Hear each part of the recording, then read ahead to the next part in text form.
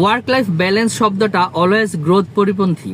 একটা মানুষ যখন সপ্তাহে 6 দিন সে অফিস করে, তখন সে চিন্তা করে আমার ওয়ার্ক লাইফ ব্যালেন্স দরকার, এবং সে এটার প্রতি একটা সিক আচরণ করে বা নিডি বা ক্লিঙ্গি আচরণ করে। এবং তখন সে কি করে, প্রতিদিন অফিস থেকে সন্ধ্যার সময় এসে সে একটু ফ্রেন্ডদের সাথে আড্ডা দেয় বা সোশ্যাল কমিউনিকেশন করে, বা উইকেন্ডে হাফ বেলা রেস্ট নেয় এবং হাফ বেলা সে ফ্যামিলিকে সময় দেয়। এবং এটা যদি কখনো সে না পারে, সে মেন্টালি একটু সিক ফিল করে যে আমার ওয়ার্ক লাইফ ব্যালেন্স নষ্ট হয়ে যাচ্ছে, সুতরাং আমি তো আসলে পরবর্তীতে কাজে আর নতুন করে ইফোর্ট দিতে পারবো না। তো এই সিকটা অলওয়েজ গ্রোথ পরিপন্থী। কেন?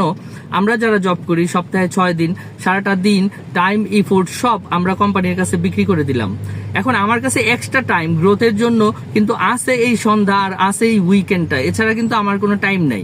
এখন আমি ইংলিশ স্পিকিং শিখতে চাই, আমার একটা ওয়ার্ক স্কিল ডেভেলপ করতে চাই, আমি হেলথ ডেভেলপ করতে চাই, বা বিজনেস ডেভেলপ করতে চাই, বা নেটওয়ার্ক ডেভেলপ করতে চাই।